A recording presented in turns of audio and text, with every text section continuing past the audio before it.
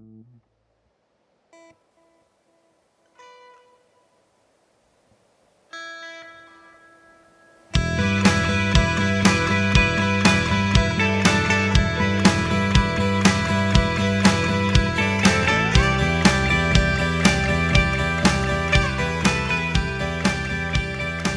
back to Two Nobodies, everyone.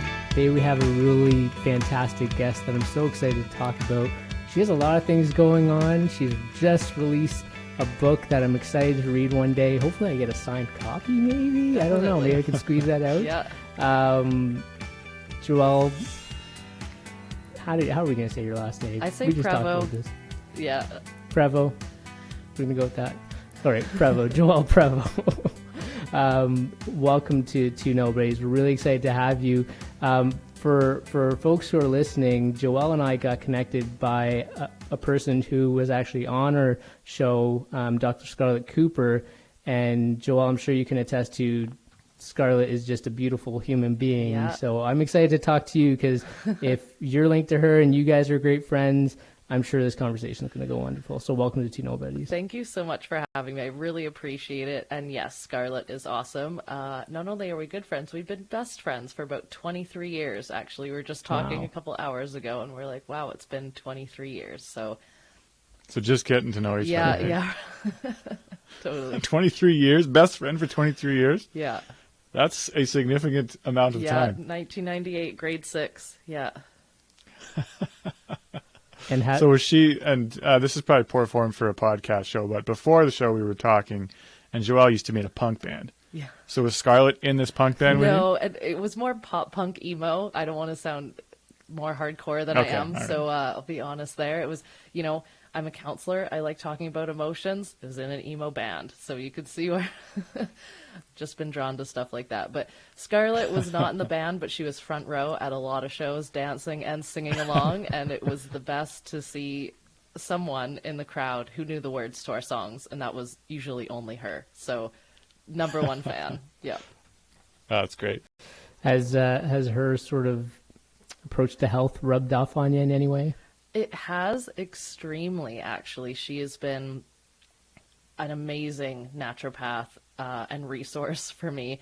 Not only do I just get to text her when I'm like out buying supplements and say, hey, which brand's the best, but on a larger scale, I have an autoimmune disease, ulcerative colitis, and I've done some work with that community with regards to mental health and maintaining mental health while managing chronic illness. And at the beginning of my ulcerative colitis journey, I was getting quite sick quite often, and Scarlett suggested to me this book called Against All Grain, and the author has ulcerative colitis, and she changed her diet to a paleo diet, and she went into remission, went off medication, didn't need surgery. And so when I was getting kind of sicker and sicker over the years, she told me about this. I changed my diet that day. And I've been feeling so much better since. That was a huge life changer. So I owe her so much for that knowledge that she passed on to me and just all her help through the years. It's been really great. So yeah, it's awesome to have a naturopath doctor on call, as Pesh probably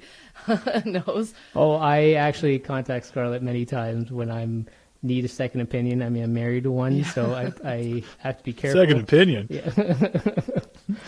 I know, that probably did come off well. Great, she's not going to listen to this one. She's fantastic. We had a great conversation about children's nutrition, and she offered a lot of wisdom on that. So awesome. She's very wise beyond her years, has been. Yes. Ever since I've known her. Yeah. Yeah. Where are you in BC exactly? I'm in Surrey, in South Surrey in Ocean Park. Yeah.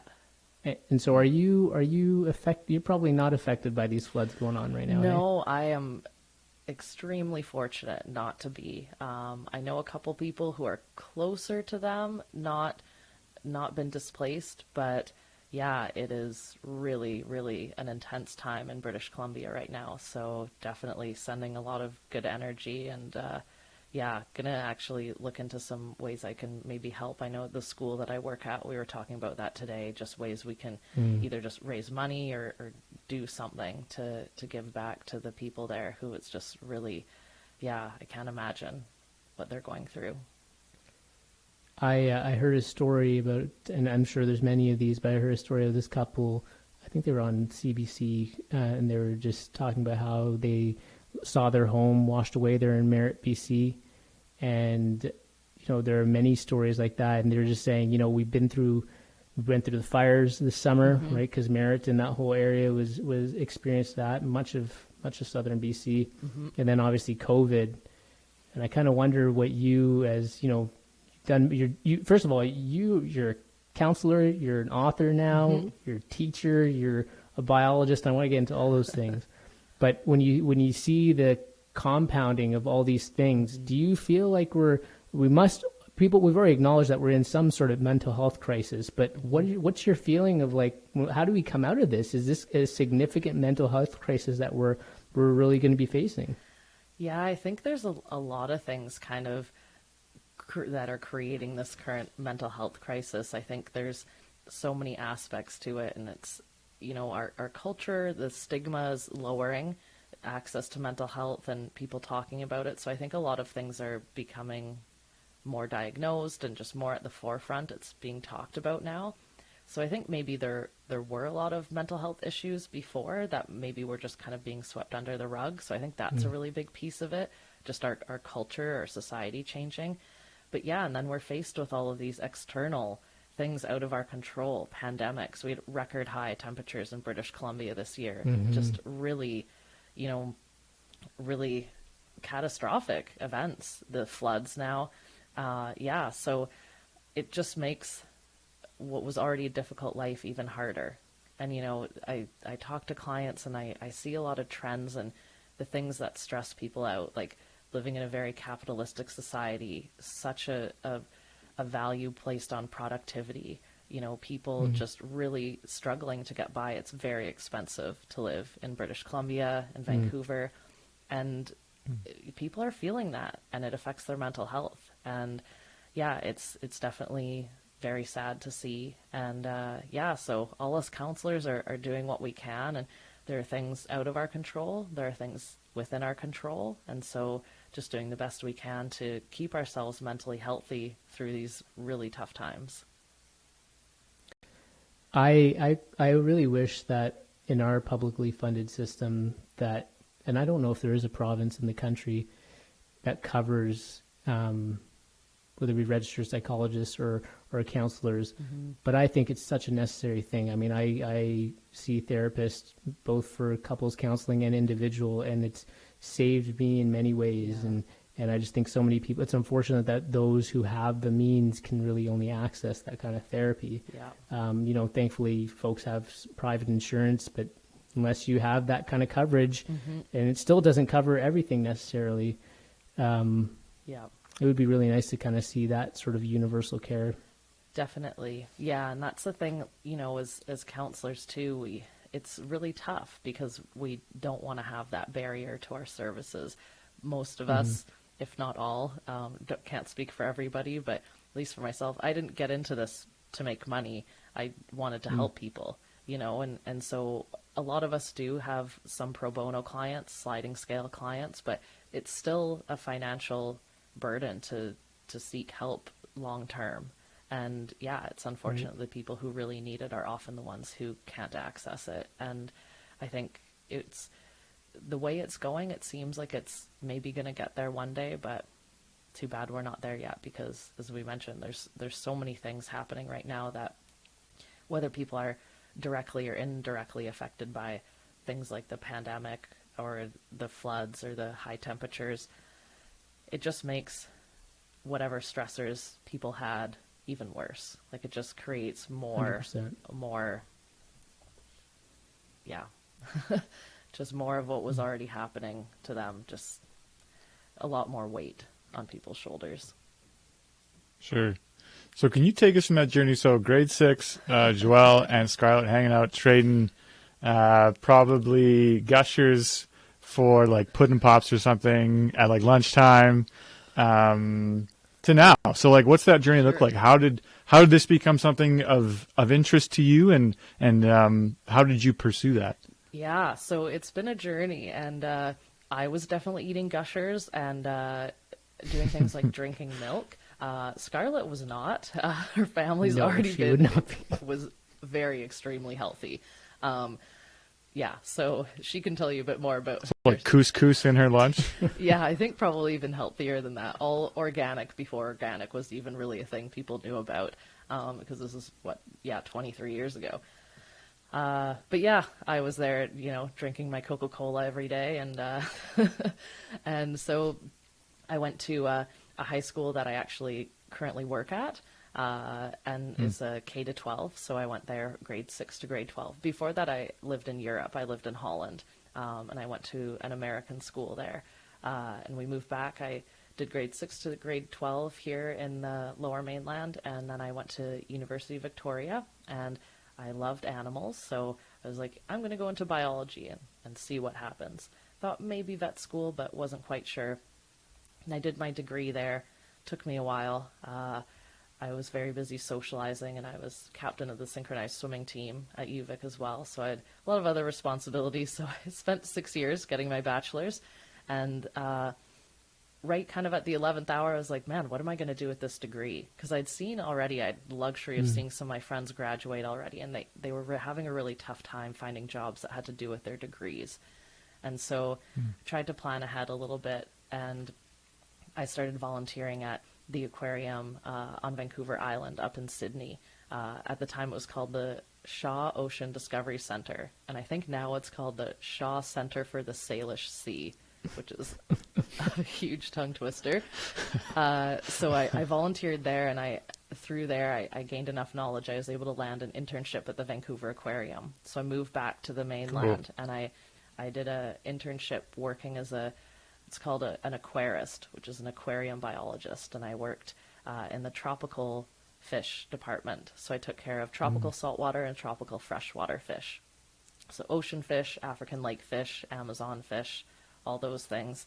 Cool. Yeah, that was really great. And I had various other volunteer and paid jobs at the aquarium. I did sleepovers, did a bit in BC waters and the Arctic sections. And then finally I got hired full time as a tropical saltwater fish biologist. And I did that for a couple of years. And on and off throughout that time too, I was working for Fisheries and Oceans Canada up in West Vancouver at one of their sites for a genetics lab.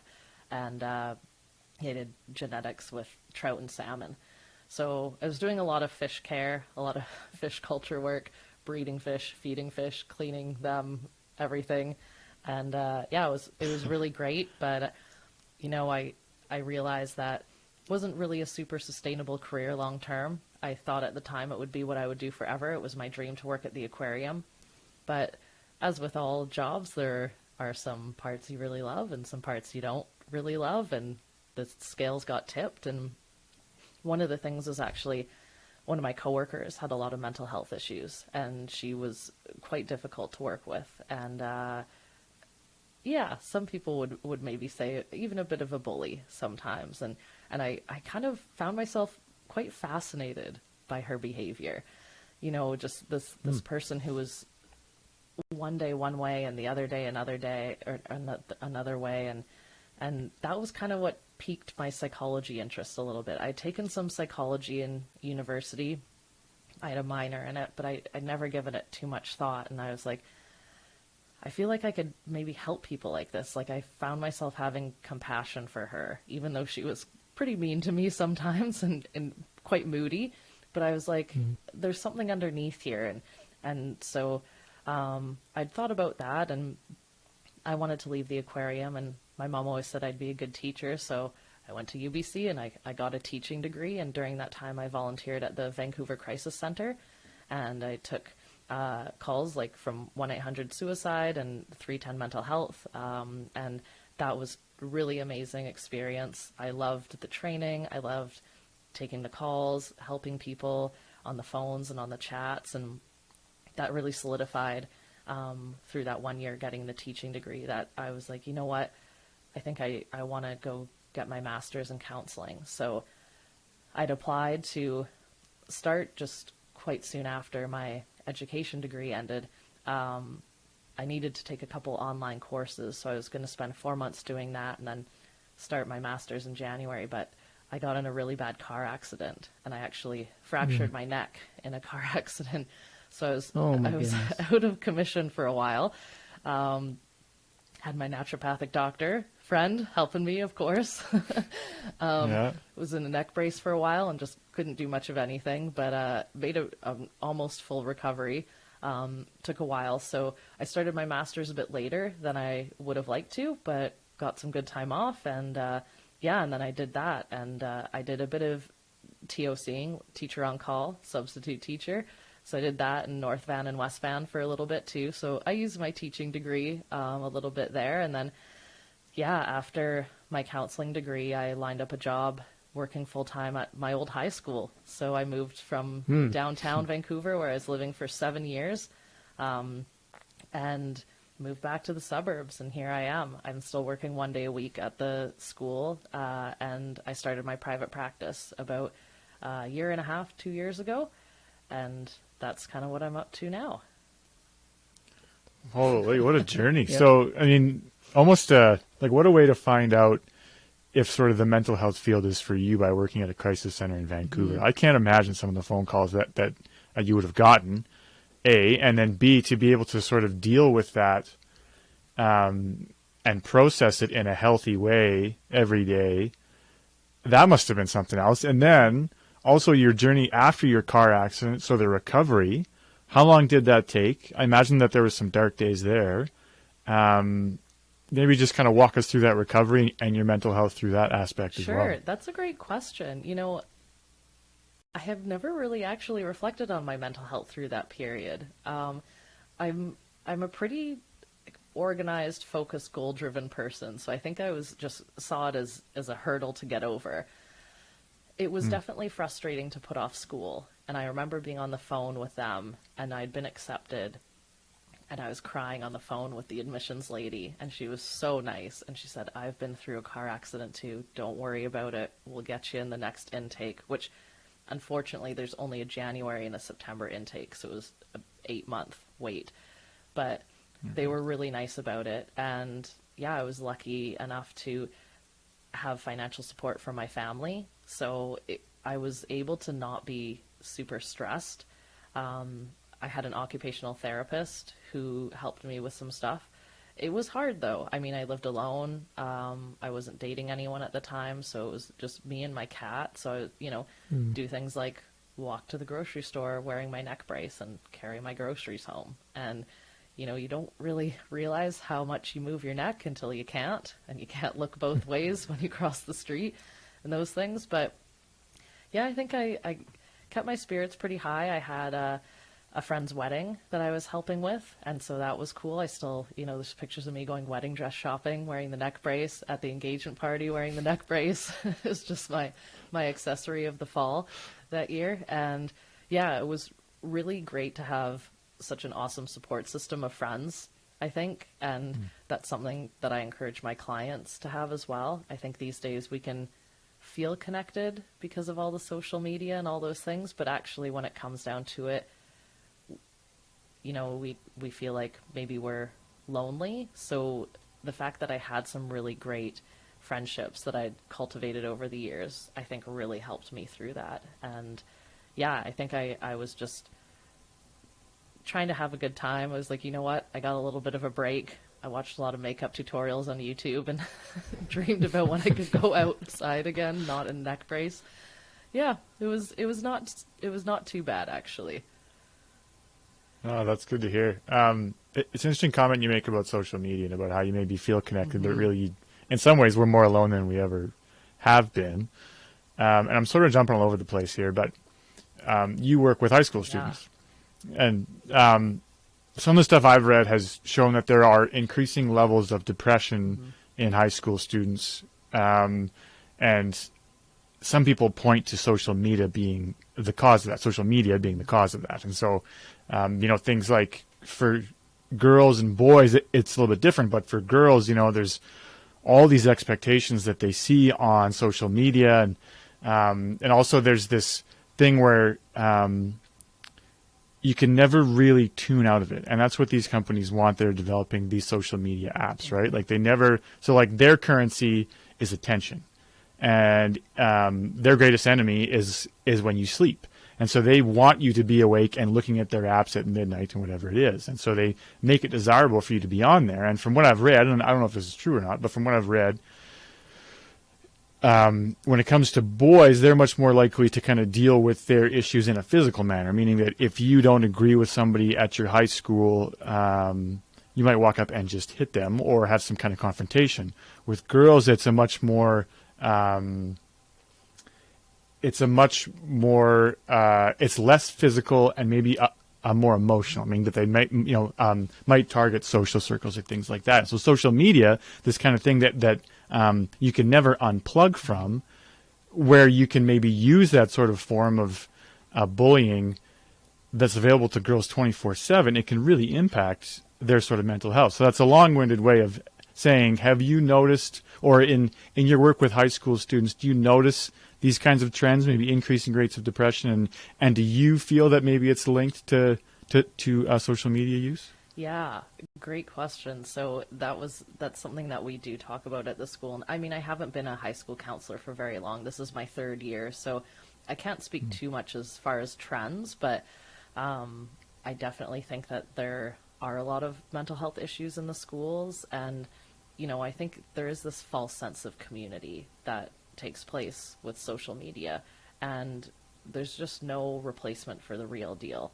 And we've talked about other things, social emotional learning groups that I'm part of and professional development events that I go to. Kids are not attaching to their families anymore. They're attaching to their peers. And so attachment style is such a huge aspect to how we then attach in our relationships as adults. And so how we form our attachments when we're younger is just such an important thing. And we're finding more and more that, these students are attaching, and these young people are attaching to their peers rather than to their family. And are those healthy relationships? Are those people to be looking up to who are, their kids? What kind of role models are those? And so, not saying that they're bad in any way, but it's, having your adult role models who have the wisdom and who are teaching you about life is just so important. And I think, to your point, exactly, the 24/7 contact they have no break now. Like when I was at school, it was, you go to school and then you go home and you don't talk to your classmates all evening. Mm-hmm. You're kind of stuck with your family, or you do whatever sports, and you have a break, and you sleep at night, and you have a break. And now, like you said, they don't have that. And so it's this constant thing. So if things are not going well socially, they're not going well 24 hours a day. They don't get a break from that. If someone's being bullied, like you said, online, there's no way to escape. And so, I think that is definitely a big piece of it. What we can do about that, geez, I mean, who knows, right? It's really tough because it is so addicting, and it does touch on some of our human needs for connection and for just distraction and for entertainment. And so it's really tough to kind of butt up against, but I have a lot of kids coming to me, and even some of my adult clients in private practice, that say they want to use social media less, but they don't feel like they can, because then they just miss out on socializing. So, what do you, no, go ahead, Joelle. Oh, I was just one of the things you said about the difference between some male and female tactics, to generalize for sure, it just reminded me of this funny Louis C.K. quote where because I think he has 2 daughters, and he says, boys will destroy your house, but girls will destroy your mind. And I mean, I base that on a book written by a guy named Jonathan Haidt called The Calling of the American Mind, and they talk about that in that book. And that's the extent of the research I've done on it, so I'm not saying it's true or not, but that's sort of the argument that they make. It's a good point from Louis C.K. I think, and there's, whether it's gendered or not, there are different ways of people hurting each other. And I think social media and the internet in general, right, has just given yet another way to do that. How do you, Joelle, what do you suggest to parents who, I don't know, whether they didn't prioritize it early on with their kids in terms of that attachment-based parenting, and building that trust and that sort of thing? How do you counsel parents to maybe build that relationship so that, there is maybe a little bit of a pivot that happens? Because that's the thing, and I don't know, Kyle, what you're thinking with your kids, but that runs through my mind all the time, is that I want my daughter to hopefully come to me and my wife first, and I think about that, building that trust early on, all the things that I can do so that she feels safe, and that she knows that we're not going to be judging her, and that we have truthful, honest conversations with her, so that we're not misleading her, that she feels like she has to go to her friends. All the different tactics that we can think of, we're trying to employ them. And you hopefully that'll pan out, so that when she's in those really difficult situations, that she turns to us first. That's really my goal. But what would you tell parents who that they don't have the luxury of necessarily going back, of course, but how do they maybe make inroads in that way? Yeah, so I was actually talking to a client who's a parent this past week about something similar, and I think if sometimes we have these wake-up calls to our relationships of like, oh my gosh, this is not what I want. Like I see either behavior in myself or my child that I want to change. And so I think something you mentioned there, trust, so huge. And I tell my clients all the time, the only thing that can build trust is time and consistency. And so it can start with changing your own behavior and probably talking to a therapist about what that means specifically for people, because it's going to be all sorts of things that cause a breach in trust. But building that over time and being patient, you're not going to see results right away probably, but being that consistently trustworthy person for the child, being someone they can talk to, being open, putting your own stuff aside, trying not to be too judgmental, trying not to be too preachy, all of these things. And yeah, it's really hard. It's hard to be consistent. We're all human. We have things that come up. We sometimes have had a bad day, or we're low on patience, or we're hungry, or we don't agree with what they're feeling or saying or thinking or doing. So yeah, it can be really tough, but I think that just that time and consistency will create change eventually. But yeah, it can definitely be a journey. Well, and then your fears creep up on it, right? Like, Kyle, do you probably feel the same way? Like, you really want to trust your child in the process, but, these fears of, like, something's going to happen to them, or your own experiences kind of dictate how you project on your child, right? And I always have to catch myself. So you're right. It is very hard to be consistent throughout that time. So hopefully your kids are resilient enough so that even if you're inconsistent, they can kind of, they can kind of navigate through that. But that's a really good point about trust and consistency. But it's hard when fear creeps up. Yeah.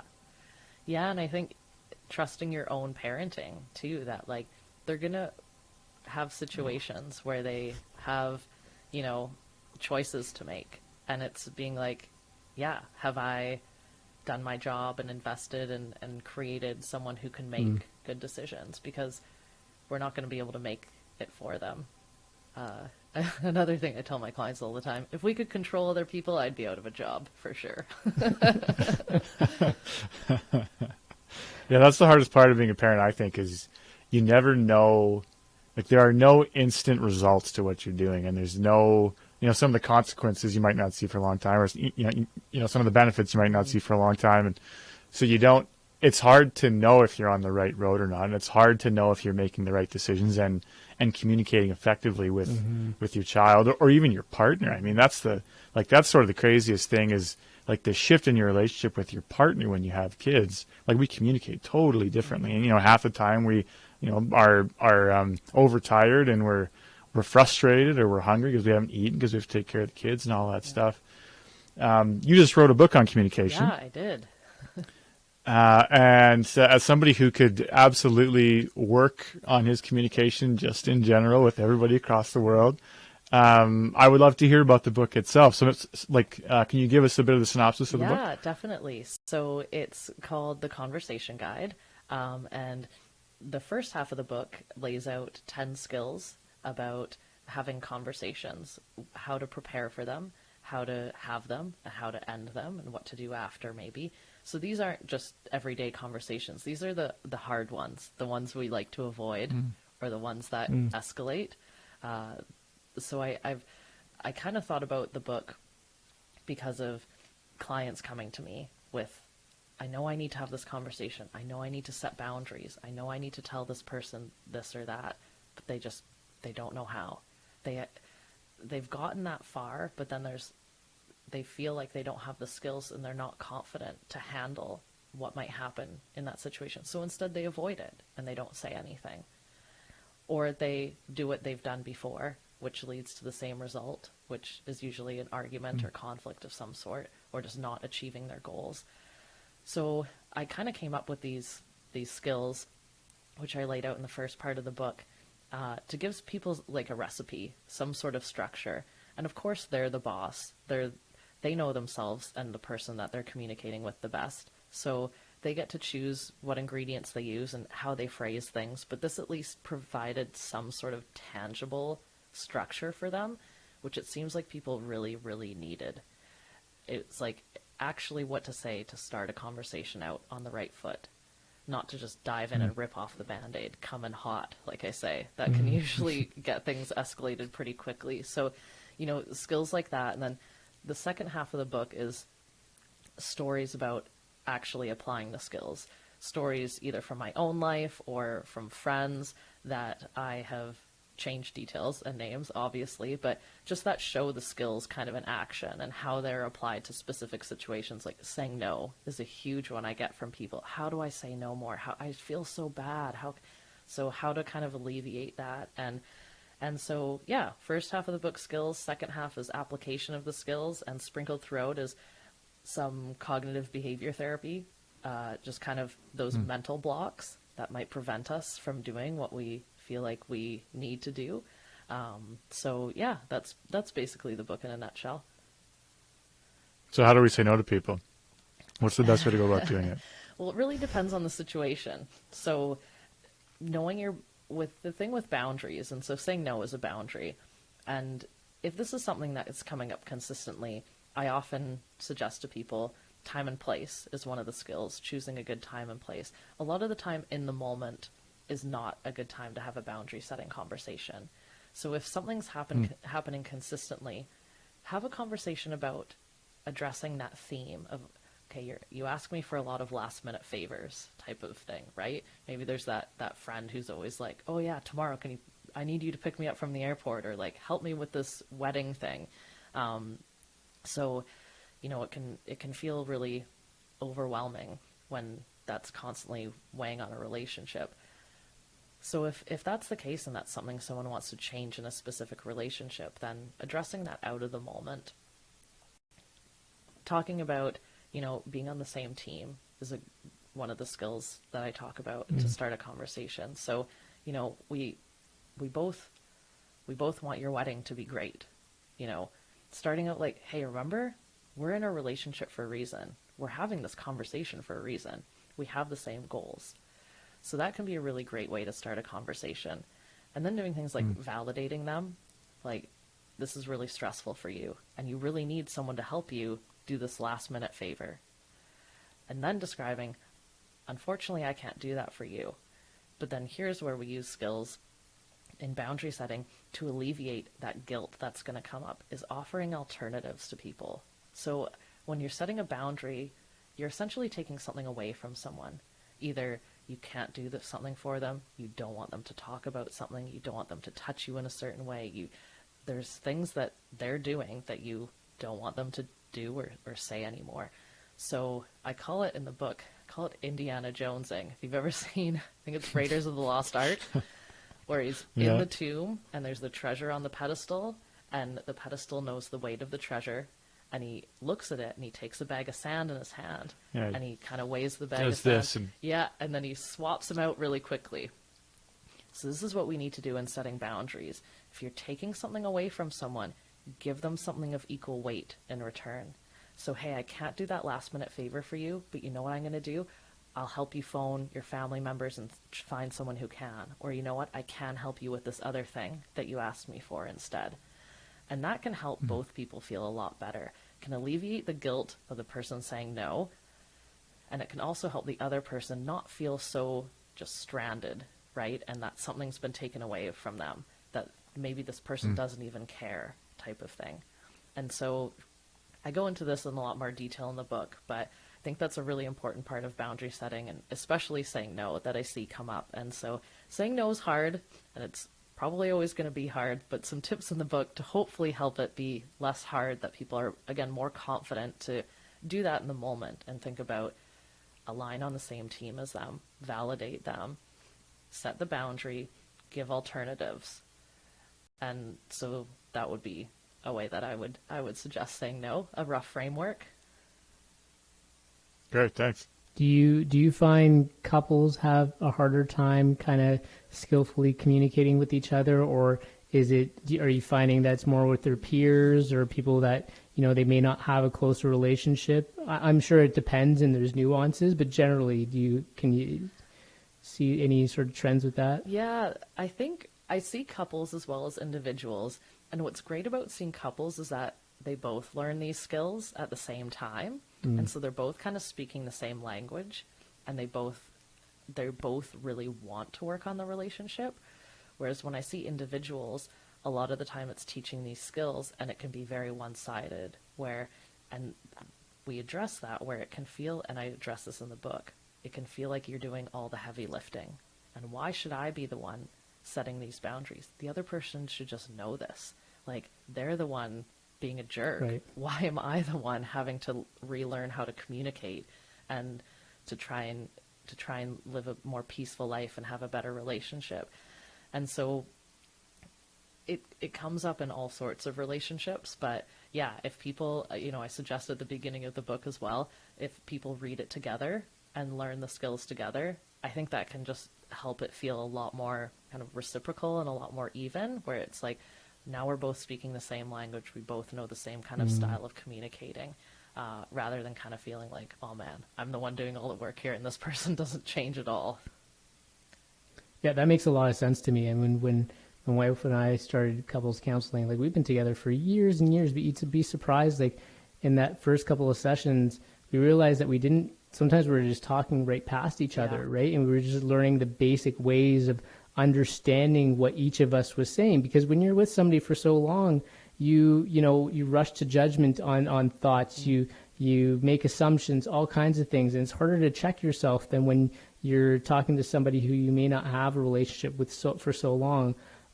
But if I had just been doing that therapy on my own and putting in the work to figure out how to communicate better with my partner, and my partner wasn't, it would feel a lot more difficult to be able to connect. And then I'd feel definitely, you never know, you feel resentful or you feel like that person's neglecting you or whatever. And so that's a really good encouragement, I think, that you make in your book, that probably if you're working with a partner on this, you probably should read it together. Yeah, I think that would be really great. And it's fun to do things like this as a couple as well, right? And just kind of learn new things and ways of communicating. But yeah, as far as the individuals though too, it's still very valuable to them, even though, yeah, it can feel like they're doing all the work. It's reminding yourself of your motivation, that even though you might be doing a lot of work, you will hopefully see the payout in a more peaceful relationship and just better communication, feeling more understood, having your boundaries respected, all of those great things. And so hopefully, even if it's just the one person doing it, they can still have the motivation to be like, you know what, this is a lot of work, but it's going to be worth it.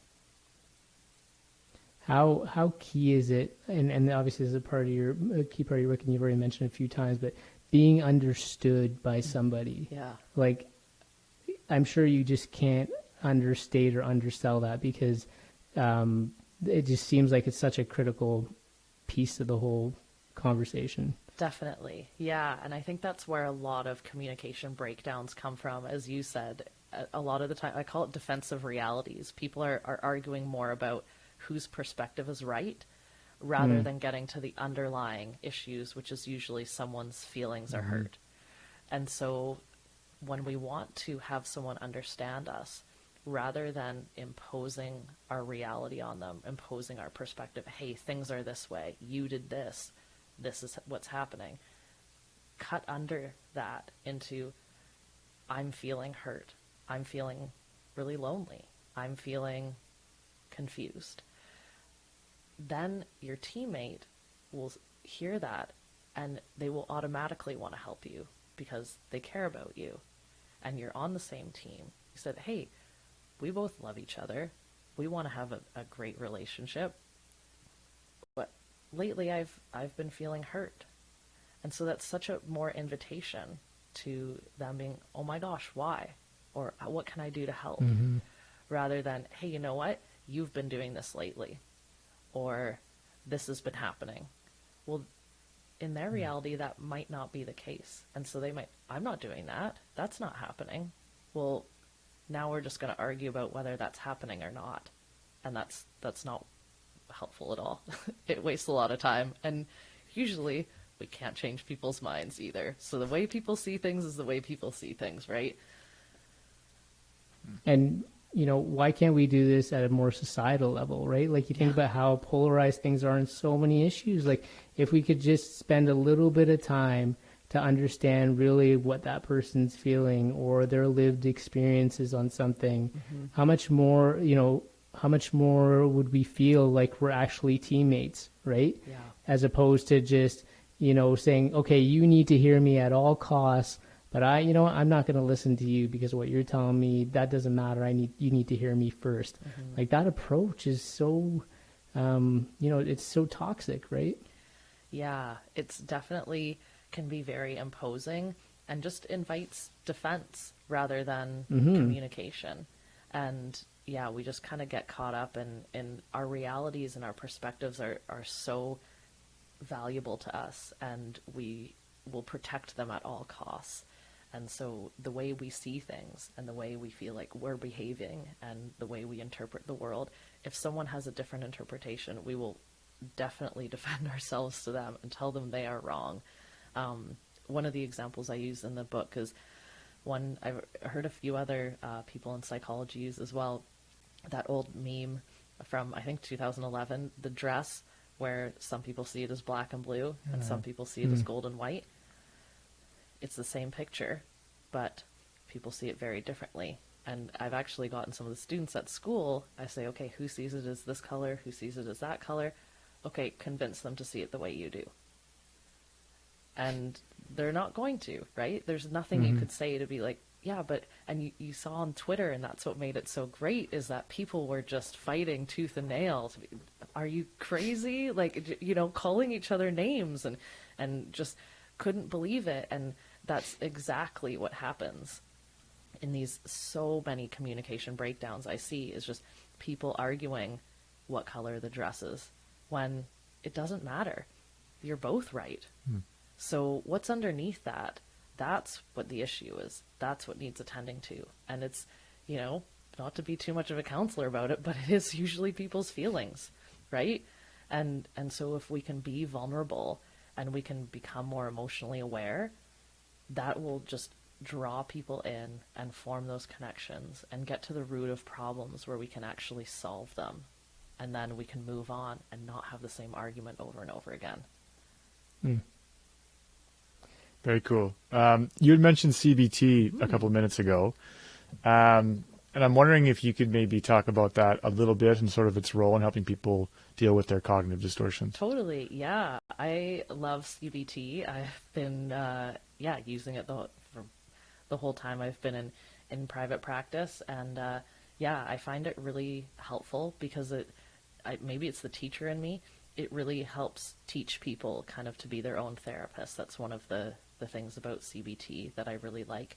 And being aware of our thoughts, and that, you know, we have a situation, the one I use in the book and the one I use with my clients all the time is being stuck in traffic. And, okay, we have this situation, and then we have a reaction. Maybe someone's angry, Maybe they're yelling at other drivers. Maybe they're feeling really tense. And a lot of the times we're like, oh, this person's angry because they're stuck in traffic. But if the situation causes the reaction, well, anytime anyone's stuck in traffic, they'd have that same reaction. But we know that's not the case. So there's some other variable there that we're missing, and that's what CBT brings, is we're not actually reacting to situations. We're reacting to our thoughts about the situations. We're reacting to our interpretation. That person stuck in traffic is probably thinking those other drivers don't respect them. They're probably thinking they're an idiot for not getting their life together to leave on time. They're probably thinking, oh my gosh, I'm going to be in trouble at work yet again. So if someone were stuck in traffic and they're like, oh, well, I have time to call my best friend, Scarlett, chat with her on the phone, or, I get to listen to my favorite song, probably going to have a very... Alkaline Trio. Yeah, of course. Maybe some Taylor Swift. But they're probably going to have a really different reaction. So again, we see same situation, different reaction. And this is where I love CBT. It comes in is that not all of our thoughts are true. And so we're often not aware of what's going on in our head. The rules our brains have made to make sense of our present and to predict our future. And that's what our brains are trying to do all the time. And we have all these rules and we have all these beliefs. And so sometimes, though, our brain's doing the best it can, but sometimes it gives us some garbage. It gives us some untrue thoughts. And if we're not aware of that, we'll just act on them. Like the thought of these people on the road don't respect me. How true is that? Maybe this person's had a lifetime of feeling disrespected by other people, so that's going to be their first automatic thought that they have.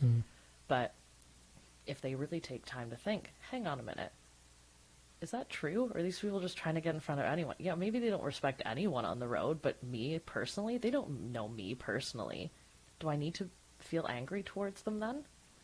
And so challenging these thoughts is a big part of CBT.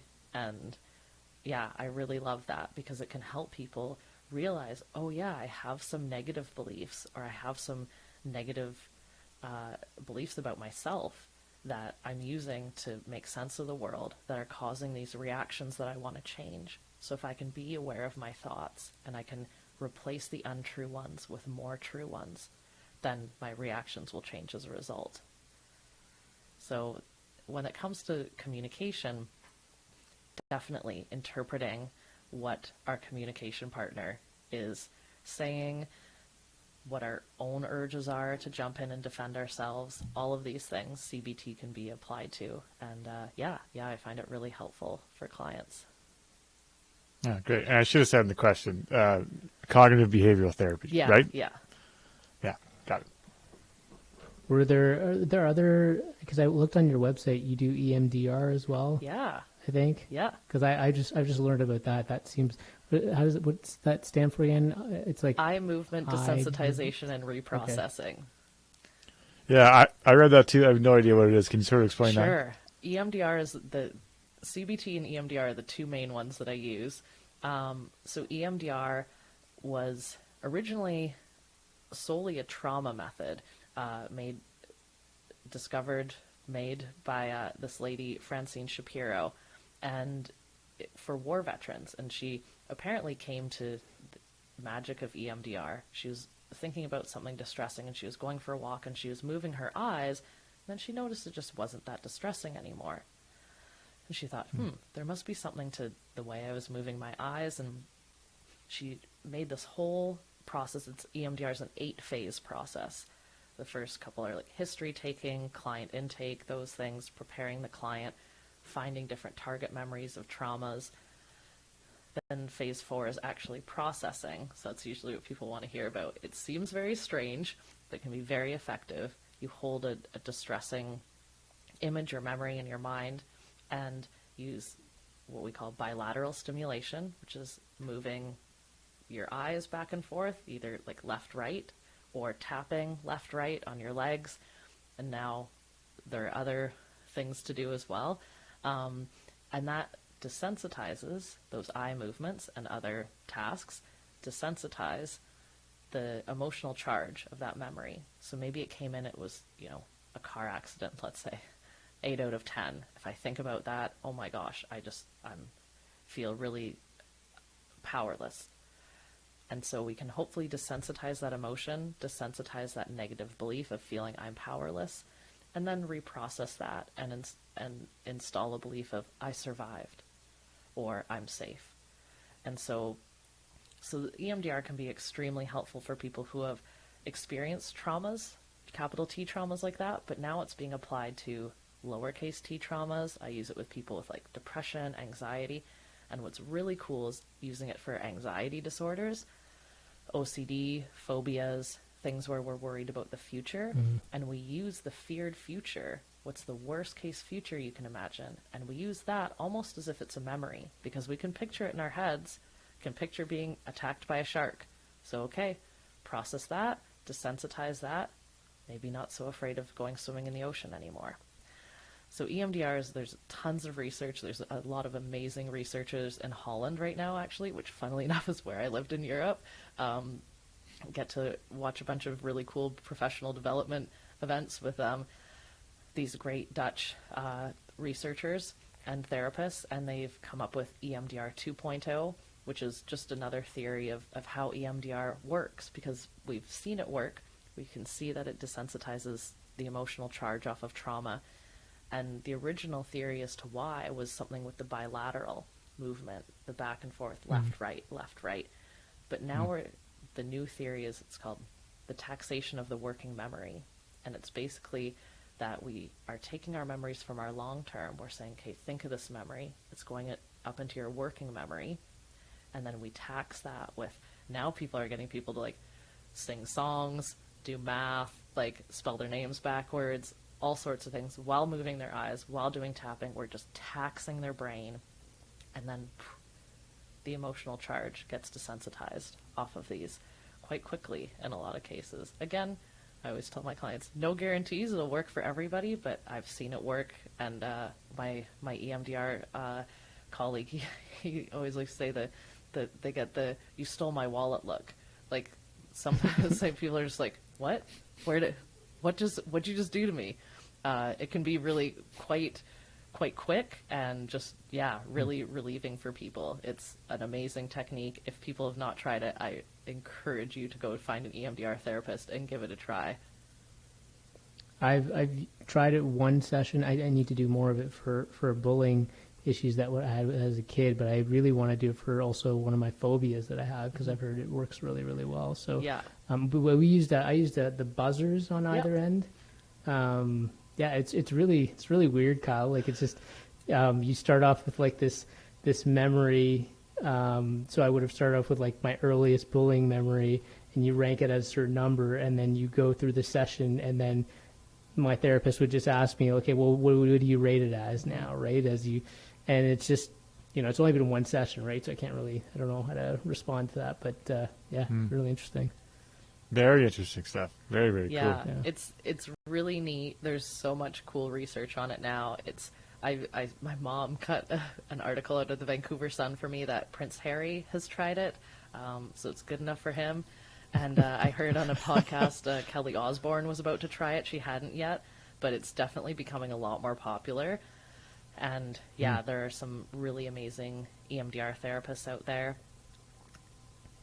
Yeah. Very cool. I wanna we're getting to close to an hour, and I do want to talk about just the book writing process, because this is your first book. Yep. What was that like? Because I mean, just to get started, I would love. How many words? So it ended up being about. Sorry, that's a good question, and you know what? Embarrassingly, I don't think I have the final word count. I'd have to go check, but it's around 60,000. Or pages. Sorry, it's 300 pages. Yeah. Come on, 300 pages is a lot of pages. Yeah. So I mean, what was strange is I never set out to be an author. I wasn't like, I'm going to write a book. What should I write a book about? As I kind of mentioned before, I just saw the need in so many clients so consistently, and I'd kind of developed more and more these skills that I found I just saw working so well for people, individuals, couples, just coming back and being like, oh my gosh, this is so helpful to just like people want to be told what to do, but also given the freedom to make it their own. And I feel like it was just the right amounts of both of those things. And so I was like, you know what? I got to write these down. So I'd been kind of... So you were writing those down as you're dealing with clients, or in the few months prior, yeah, I was kind of, just because I'd just been taking notes about like, oh, this step really worked, and oh, put this on before this, just to help other clients, and be like, oh yeah, start like, oh, this is a great way to start a conversation, or a great way to end it, or oh, little tips and things. So I'd be kind of squirreling those away just for my own usage, and then it kind of just, in the spring, I thought, yeah, I should flesh these out and make a book about them, because I think it could be really helpful. Like we were talking about before, a lot of people cannot afford therapy. They can hopefully afford a $17 book. I don't know how, yeah, I think it's about that much for the paperback. It's $9.99 for the Kindle version. And so hopefully people can read that and learn some of these skills that I'm teaching my clients in our sessions, and it's just a lot more accessible to some of these self-help things, right? So yeah, I started writing, and I took maybe about a month and a half, 2 months, and I had about 30 to 40,000 words, I think, by then. So it kind of just poured out of me. I just kept going. It was really just like fast and furious. It's kind of how I do things. Like I mentioned before, when Dr. Scarlett told me to, maybe change your diet, I did it that day. So that's just kind of the person that I am. So I got it out, and then what to do? I have no idea about anything. So I read a bunch of blogs, I watched a bunch of YouTube articles, and I found a site called Readsy, where there's a lot of freelance book editors, artists, layout designers, all sorts of things, just all to do with book publishing. And so I searched some people, and I researched the types of editing that there are. Apparently there's more than one. I had no idea. So like, what are some types? So the first thing that you do is get an editorial assessment, which is a very, as I would say, high level, very zoomed out version of basically your concept of your book and the content. And the editor will give you like a page or two about their comments about the flow of the book and the content. And then next level, getting a little bit more detailed, is the developmental edit. And that's a little more fine tuning, like which sections go where, basic titling, things like that. And then after that, you get into more like copy editing, which is really getting into like the nitpicky, which we've all maybe heard of that one a bit. And then after that's the proofreading. So, and there's a couple passes of each of those in between, right? There's some back and forth. So I was hiring some freelance people, and I found this amazing lady down in California, and I hired her also as a book coach, so I could buy an hour of her time and just bombard her with questions about like, what do I write in the front of the book? There's all that text in the first few pages. What is that? What do I need to write? How do I reference things? What kind of, I'm used to academia, where we do referencing a very different way. So all sorts of things. Hired an artist to do the front, not only the front cover, but the interior layout of the book, and make it so that it can be on a Kindle and be, in a print book as well. And so many different things to think about. So it was really fun, and it was actually quite similar to being in a band, where you kind of go in having this creative project, but then you also need to learn about marketing and, recording or whatever it is for music. And similar to a book, it's like, you got to learn about editing and also marketing and all these other kind of bits and pieces that go into actually forming a book. So yeah, I definitely learned a lot. It was an interesting process. I invested a lot of my own time and money into it. I thought about going with a hybrid publisher, and I had a couple meetings with some, but I ultimately decided that I was almost too far into the process and had already gotten a lot of my own editing done, and hired an artist and everything. I didn't really need what they could offer me as a hybrid publisher, so I decided... What's a hybrid publisher? Yeah, so they have in-house editors, artists, people that they can use, and they'll help you kind of organize your book timeline, and they'll help you market it, and they'll help you with all those things.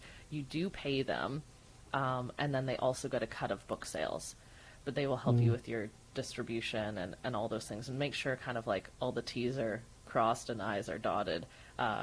So it can be a really great option for, I think, some first-time authors. But my book coach mentioned she felt I was organized enough and I'd researched enough.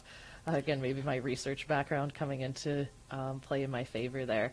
But yeah, she said, yeah, you could probably do this on your own, no problem. And now that there's things like Amazon, I mean, you could go publish a book in probably 5 minutes right now if you wanted to. It might not look super pretty, but just having that access is what a great world we live in. So it's been really cool, and to have done the process from basically starting the book to finishing it this past week is about 8 months, which is, with a traditional publisher would probably take about 2 years, what I hear. So definitely Insane. works for people who are impatient like me. I was going to ask you about, so there's a book called The War of Art, and it's this guy he's an artist, he's an author. He wrote The Legend of Bagger Vance, which I don't know, for all you golf fans out there, is a Will Smith movie, I don't know, years ago. So they take this guy's book and they turn it into a movie.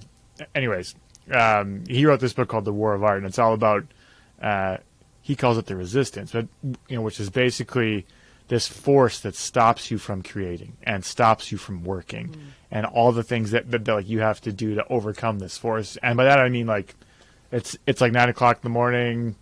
I don't want to write, so I'm going to go have coffee and, like, whatever, golf or whatever, right? Like, there's all these excuses to not do the work. And this whole point of the book is just shut the fuck up and do the work.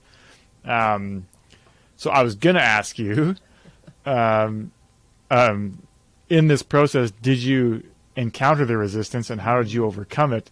But it sounds like maybe you didn't, because you just wrote the thing and had it done in 8 months, which sounds to me pretty impressive. Yeah, so maybe it wasn't an Well, issue. first of all, thank you. Yeah, it was, like I said before, it's kind of my personality type to just really, once I get an idea, it's happening. But there have been resistances on the way. There have been tough times, and going back and forth with some of the editors and timelines has been really tough for me. Reading and rereading the book and trying to remember what's changed and what version is this, it can get really confusing. Like, you can get way too close to it, and it can just be really hard to read the same thing over and over and over again. So there's definitely been some times where it's been tough to get myself to think, okay, this editor gave me the book back, I want to get it back to them as quickly as possible, but man, do I have 2 full days to read the book word for word? And so it definitely it's tough, but I think since it flowed so well for when I just made the first draft, that I had already come so far that it was easy to fight that resistance, because I had so much momentum already. I think if that had happened earlier on, I may have not even finished. But since it was like, okay, well, the book's already, like, basically done, I just have to kind of, like, keep pushing through and also trying to give myself a bit of a break with, perfectionistic attitudes can lead to just kind of a complete stall in projects. So yeah, the book is probably not perfect. I'd be surprised if it was. Did I have the time and money to afford a second proofread? No. Did I do it myself? Yes. Did I do a really thorough job? Probably not. By then I was tired. I'd read the book a million times. I wanted it to be done. So that's the thing where, someone going with a hybrid publisher or a big name publisher, or a traditional publisher would have is, a really, really polished. I did the best I could.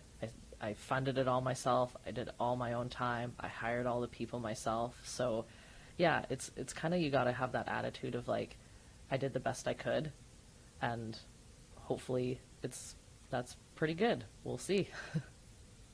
Congratulations. Thank you. Really, congratulations. Yeah, really cool. That's really incredible. And That's an interesting reflection, though. You know, even if to reread your book, like you said, 1,000 times, like Oh, you'd be so sick yeah, of it. so sick of it. And so that's something that you probably, if you're doing a book for the first time, you probably don't even put into the process. You know that there's No this way. back and forth that has to happen, and like you said, you read your book in 2 days, 300 pages. Like it's a lot.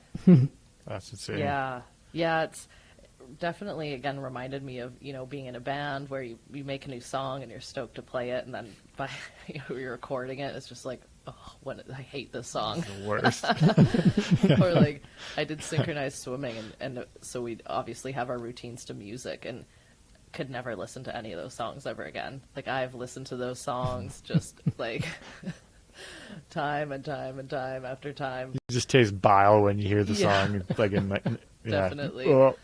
So Um, it's been nice to take a bit of a break from the book, and I think once I get the paperback copy in my hand, I might sit down and flip through it and read the whole thing yet again, just to refamiliarize myself with it. But yeah, Sure. You should just record So- your audio while you're doing that, so that way at least you got the audiobook just in Totally. case you need to do that, so you don't have to read it. And your over. mic's all ready. Thank Like you're you. set up now. You Yeah. can just read the thing. Yeah. Yeah, you're I've thought good. about doing an audio, and if I ever did, I would like to be the one that reads it. But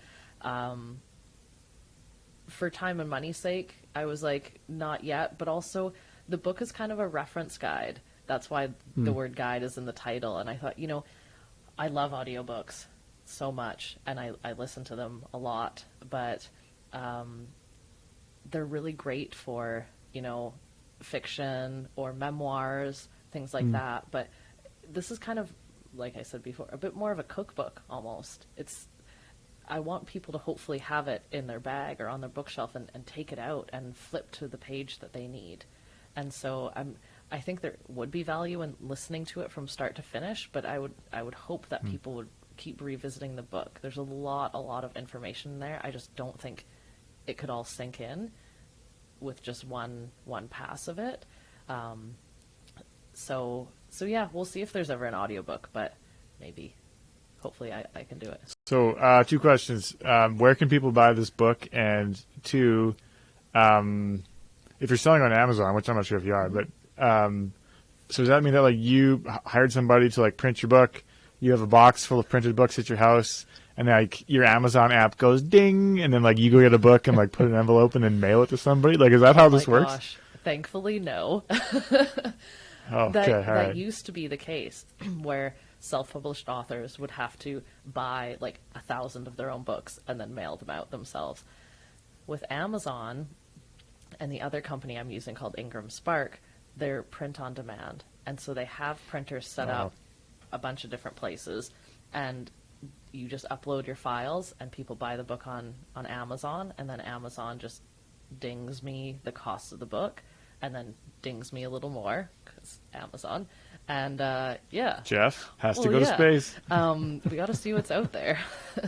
And then I get actually, And buy cool cowboy you know, hats. like, Amazon does give a very good cut to the authors, though, and that's another Okay. really great reason to choose self-publishing, is that the price of the book minus what it costs to actually print it, I get 70% of that. So with a traditional publisher, apparently you'd be looking at about 11 or 12%. So Whoa. pretty massive difference. Wow. So yeah, I've again done a lot of research on this, and different people, different things work for them. Of course, publishers have way bigger reach. They have all the connections. They've got, you know, the best editors and artists and all those things. But yeah, for nobody like me who is just kind of publishing their first book, it definitely is is really great. So I'm okay with them dinging me that 30%. So yeah, I don't have a box of books in my house, thankfully, and I'm not mailing them out to people. So people can find it on Amazon. The Kindle version is available right now, and the paperback version should be available pretty soon on Amazon, and that's amazon.com.ca, all around the world, and then through Ingram Spark as well to wholesalers. If anyone is a wholesaler who's interested, they can buy it at I think a 55% discount, and then they can sell it in their stores. Good. Thank you. Yeah. That's that's for all the slack that Amazon gets and probably in some cases deserves. That's really good to hear, though. Like 70% back to the author. I would have never thought that. Yeah. And compared to what you said about big publishers, so at least they're still remaining true to how they founded their company, right? Yeah, and as I was mentioning before, I mean, what a great platform for people who want to self-publish, because it was, setting aside thousands of dollars to print your own books and then mail them yourselves. And this has just really opened up a lot of opportunities for people who want to be authors. And so, yeah, I'm very thankful to them, despite some of the flack that they get. Yeah, and I chose the 70% option. There's one that's 35, and there's just different kind of stipulations with that. But yeah, and they even have, since I'm Canadian, different tax things I had to figure out where they don't tax Canadians, U.S. tax, because I'll be paying income tax and all those sorts of things. So yeah, they've kind of thought of everything. It's really great. They've made the process very easy. Awesome. We're probably getting towards our final questions. But before I ask you those, hearkening back to your marine biology days, what's your favorite marine species? Good question. I really liked working with the seahorses. I got to breed the seahorses, and that was always really cool. The seahorses, the male, carry They have a pouch. the babies? Cute. Yeah. So they will form mated pairs because they do need to synchronize. The eggs grow in the female, and then she deposits them into the male's pouch, and then he fertilizes them. And while they're growing in his pouch, she's able to produce more eggs. And so they have this kind of timing thing. So they actually form kind of monogamous pairs, which is kind of cute, I guess. So I really enjoyed working with the seahorses. I still, after, you see a seahorse and I just don't know how they're even alive. They can't swim very well. They just don't. They have to eat all day. They look ridiculous. Yeah, they're just really strange creatures. So I always really liked those. And a lot of the other fish we worked with had a lot of personality. Like the stingrays were really cool. They'd come up, when you feed them by hand and you get to pet them, and they just shoot water at your feet until you feed them. And so it was always really cool.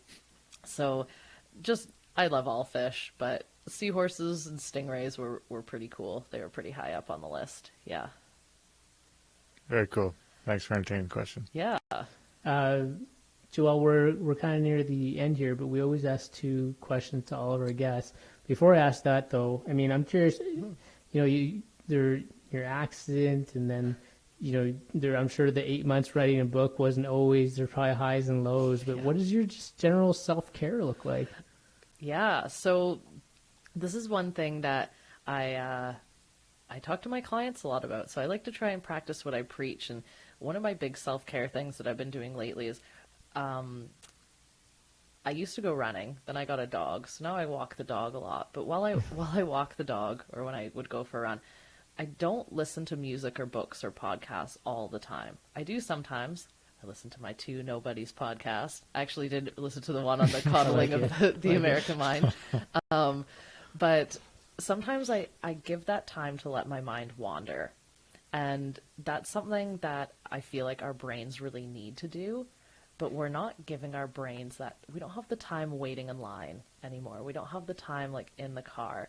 We're constantly being bombarded with input. And our brains, they really need to process things. Something I've learned through doing EMDR is, our brains kind of have this magical way of figuring things out if we give it time. But sometimes that's uncomfortable. And sometimes we think about things that are sad or frustrating or make us angry. And so why not watch Netflix instead? Why not scroll through Instagram? So I force myself into kind of going through those, just letting my brain do whatever, not giving it a task. Its only task is to do what it wants and what it needs. And if uncomfortable things do come up, that's when, again, the mindfulness, like I was talking about in CBT, just trying not to attach such strong emotions to those thoughts, challenging them, just being like, okay, that's interesting, and thinking things through and doing some problem solving, or just, again, letting the mind wander. I've talked to a client once. I asked, when in the day are you not telling your brain what to do? And she was like, yeah, never. And you can find those people are the people who have racing thoughts right before they go to bed, because your brain's trying to steal that time, because all day you are just telling it what to do, and it's like, yo, I got some stuff to figure out here, but you're not giving me enough time, so I'm going to do it when you're trying to sleep. So I love to, that's my big thing with self-care, is just doing stuff, only that task, whether it's cleaning the house or walking the dog. It's just, and just letting my mind do its thing. And then balancing that with, sometimes some nice healthy distraction. Like, I love those cheesy Netflix Christmas movies. I've watched a bunch of them already. It's November 19th.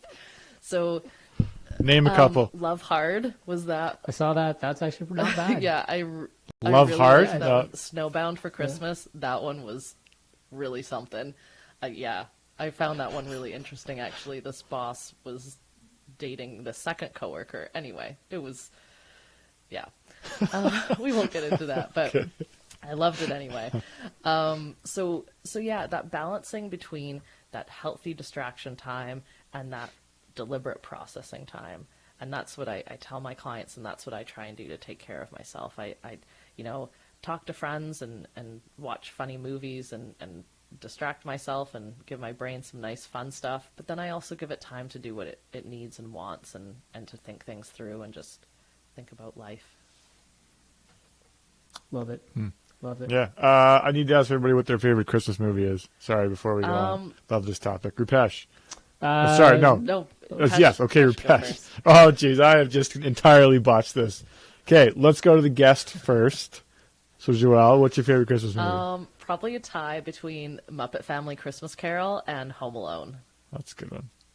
All right. Well, now I don't have to answer. Pesh? Planes, Trains, and Automobiles. Oh, nice. That's also a very good one. And, as a kid, Home Alone for sure. Yeah, probably those two. Yeah, it's Home Alone for sure, like, with the bullet for me. Christmas Vacation, probably second. Grinch is good, too. Got to give an honorable mention. The new, because I've only really seen the animated one that's like half an hour that like CBC shows, but there's a new one, right? Jim Carrey one? New animated one? Oh, what's that? Not the Jim Carrey one. Is it? Well, because there's one that's like live action, right? And is that Jim Carrey? But there's one that they just like an animated one from like Pixar that came out like last year or something, isn't it? I'm not up on the kids' movies. That would be your throw it on your list. You got now. It's okay. Anyways, I just derailed this podcast. Any more questions you have for us, Kyle? What are stars? No, sorry. I'll shut up. All right.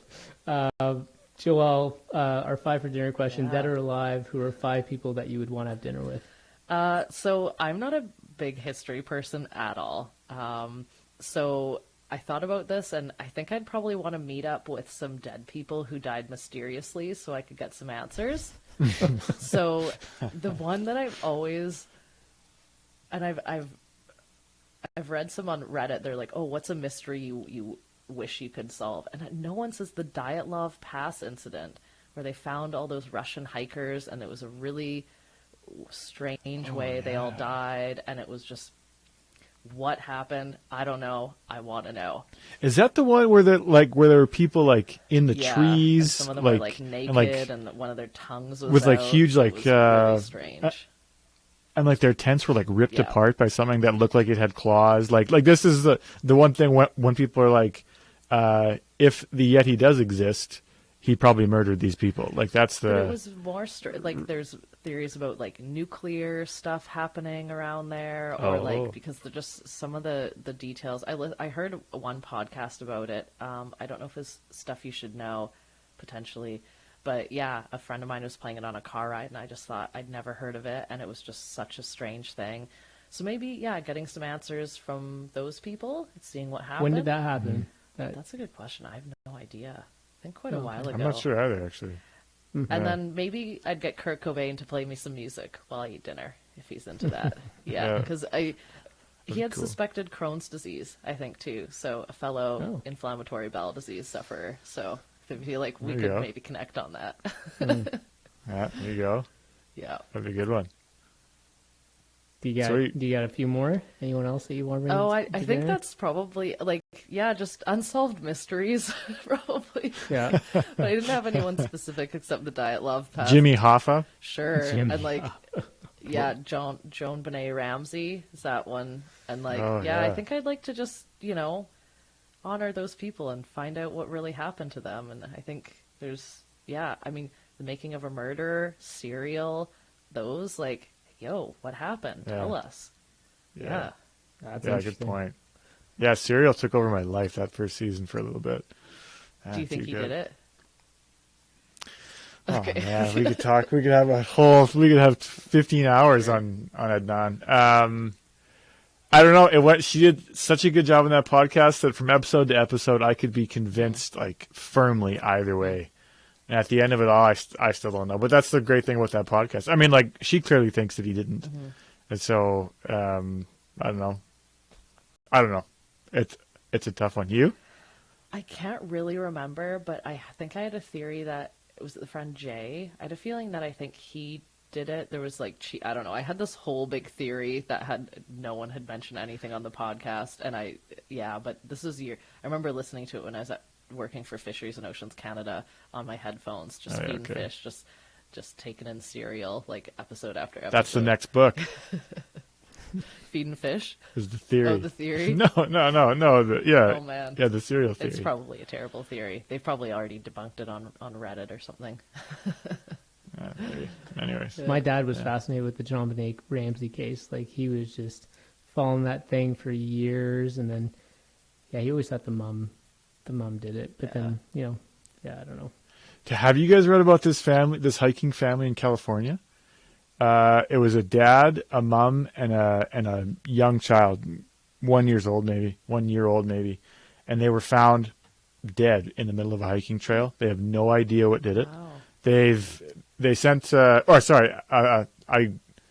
they may now. Last time I googled it, which was like a week ago, they didn't know, but they thought maybe they'd like drank some water that had like some algae poisoning in it, or they cordoned off the area because they thought that it was maybe some kind of alert. No, I'm going to mess this up, but like some kind of poisoning in the air, or like lightning strike. They weren't sure because they're just there. Like there's no obvious sign, and a dog, all of them dead, just hanging out in the trail, and so they don't know what happened. So Look into it. strange. What's the last name? Can't remember. Just look up California hiking family, Yeah. and you'll see it's Oh insane, my. tragic. Yeah. Tragic. Yeah. Well, sorry for a bit of a morbid answer to that question, I guess, but yeah. No, Oh, that's it'd be great. good to get some answers. Yeah. Yeah, that's like a answer for the common good. Yes, it is actually. I agree with you. Yeah, just like let's solve some Yeah. mysteries for Yeah, people. yeah. Besides the circle of life, what do you know for sure? I think, as I said before, just as a CBT therapist, I can say for sure that not all of your thoughts are true. That's a good answer. Yeah. Something to keep in mind. Yeah, It's a little bit of a a mind healthy bender, that one. reminder. What's that? It's a little bit of a mind bender, that one. Yeah. Yeah. Joelle, just pleasure to have you. Congratulations on your book. Thank you. Look forward to reading it. I'm really glad that you were able to. We were the first podcast, I think, Yeah. after sort of publishing the book. You ha- It's an honor for that. Thank you. Look forward to hopefully get to know you better. We share similar friends, Scarlett, so hopefully get to know you better. But again, just really thankful for your time today, and hopefully you had some fun with us too. Yeah, this is such a blast. I had such a great time. Thank you so much, both of you. This was really fun. Great. All right. Awesome. Thanks for coming. Yeah. Thanks so much, Joelle. Take care. See you later. Bye.